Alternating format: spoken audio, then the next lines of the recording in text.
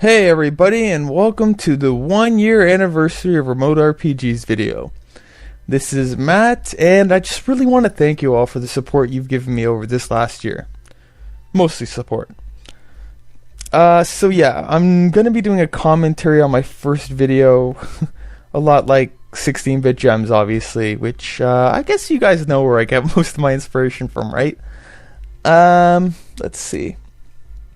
Yeah, I really took... When I was watching 16-bit gems for the last couple of years, I decided that I wanted to start a review show of my own because it just seemed like Joey was having so much fun with it, and there's a lot more other reasons I started it, which I'll get into. But just in case you guys are curious, my inspirations are the Angry Video Game Nerd, Happy Video Game Nerd, Spoonie, the Nostalgia Critic, etc. Just those kinds of guys. And I guess I'll get into why I started Remote RPGs. Obviously, as you guys probably picked up, I'm a huge fan of video games, like ridiculous, my whole life. And particularly like within like the last 3 years or so, I've noticed that the genre that I gravitate the most to is the RPG. And I'm not really sure why, other than... Maybe it's because it's for older gamers, that's why, I don't know, but I just seem to have a lot of fun with them. And in kind of the same vein of 16-bit gems, where you look at games that people don't talk about, I thought I would do kind of the same thing, except for RPGs. And there's a lot of them. So I probably won't be running out of episodes anytime soon. Let's see. I started Remote RPGs mostly on a whim. I kind of just wanted a platform like for me to talk about video games, and also kind of to find other people that like my really obscure hobby. Like, I like role-playing games.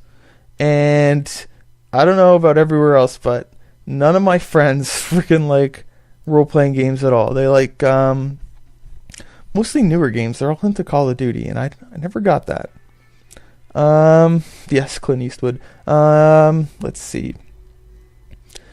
I started doing it, a year ago, and I started with making this episode, and oh my god, this was such a pain in the ass.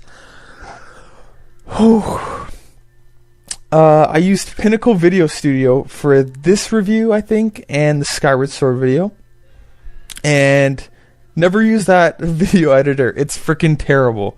I used it on my little 10-inch netbook, and it took me, 2 weeks to make this review? It was hell trying to figure out everything. You guys can probably tell from the video itself. It's not amazing. When I finished it, I was so proud of it. Even though I knew everybody's first video for like every review online show, the first video is always the one they look back on and groan. Yeah, I look back on this video, I'm like, oh god. Oh god. Actually, it's a lot of my earlier videos. I didn't put crazy effort into them. I'm not like other people, like OCD. Like, if there's like a little hiccup in the video, I don't care.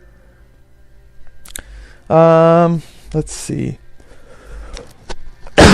Sorry, I got a cold. What I feel like Remote RPGs brings to the table... First of all, it's a show specifically for role-playing games, which there really aren't a lot of them out there, other than maybe RPG Fanatic. It's the only bigger one that comes to mind. In terms of the style, let's see. With the Happy Video Game Nerd, I feel like the Angry Video Game Nerd, I feel like his videos are about 20% review, and then 80% jokes, like sketches, everything. While on the other hand, 16-bit gems is about let's say 90% review and then 10% jokes. I wanted to find something kind of in between that. Like, I can't really comment. I think some of my jokes are pretty funny. I don't know.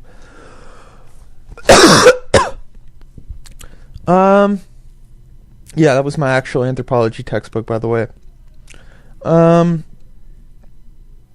But what I feel like my goal is for you guys to watch one of my videos after a hard day of work or school, whatever it is, and if I can get one laugh out of you, I don't care. Just something to look forward to every day.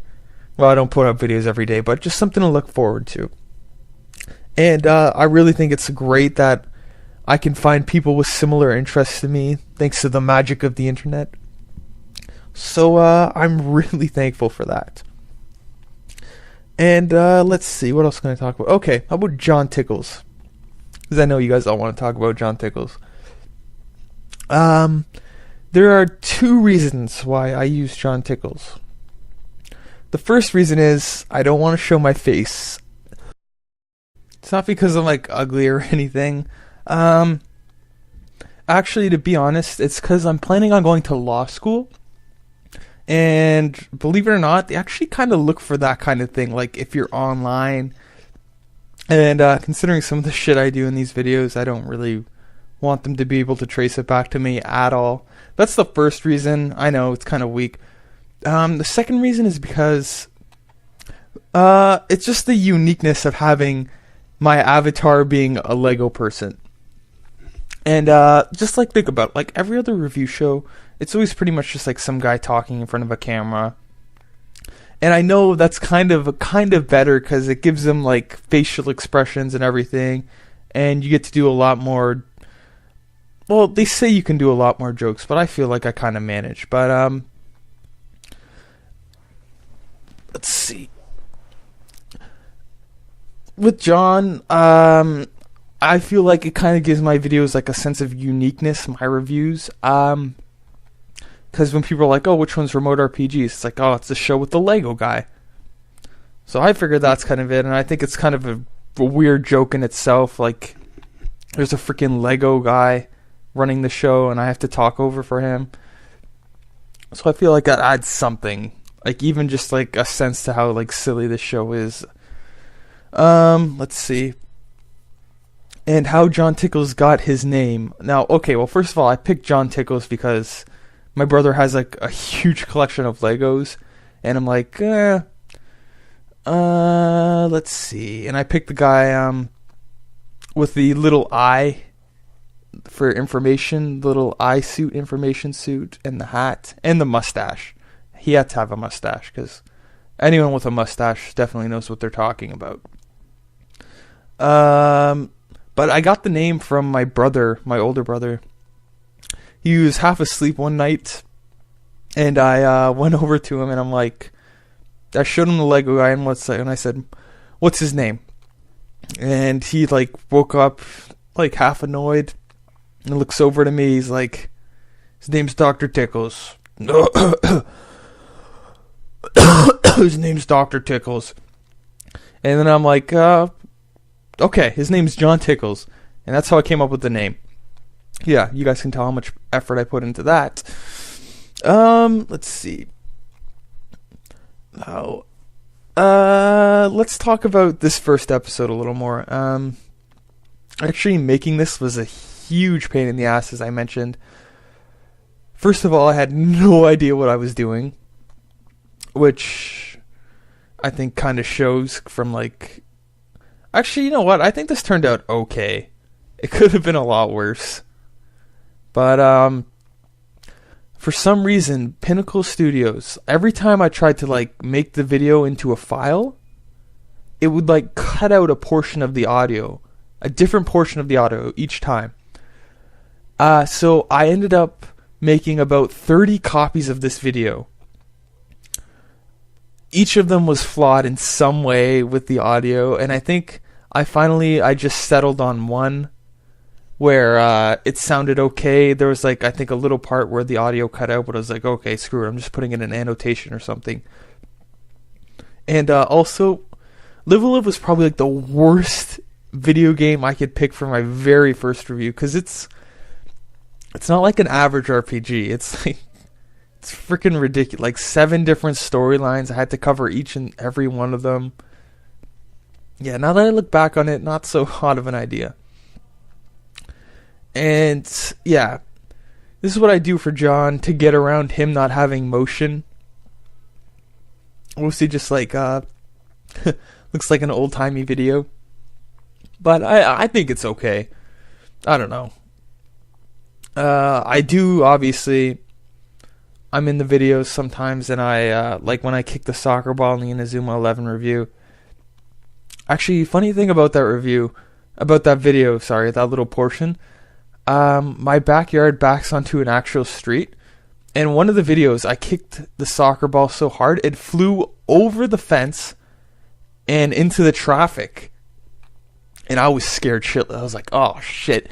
So if you guys can see like the 5 minutes after that video, it's me running around to get the ball, hoping that I didn't hit a car and cause like a 30-person accident. But now you guys know that I'm an attempted murderer. Let's see. What else can I talk about? Okay, how about future reviews? And yeah, I do have a list of the future reviews I want to do. One of the bigger ones is, let's see, what's it called? Suikoden 2. Oh, fuck, for sure. Suikoden 2. The first Suikoden video, it has, like, the most views by far, and I'm not exactly sure why. Like, I mean, I think it's a pretty good review. I know, tooting my own horn, but I think it's a pretty good review. I didn't think it was that good, though. Like, better than some of my other stuff.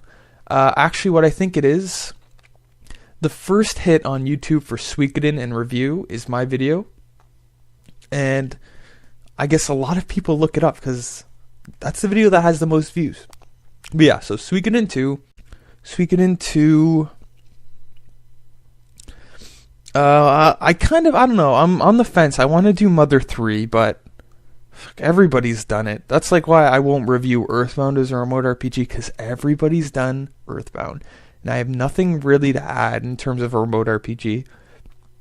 There's other games.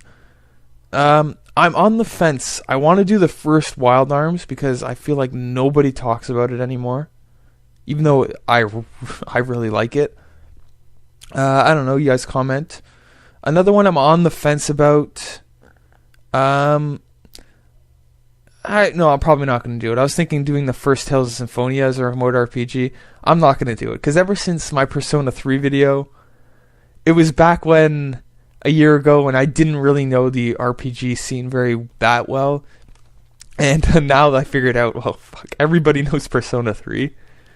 So I kind of cringe about that review because it's not really remote. Fuck, people know about it.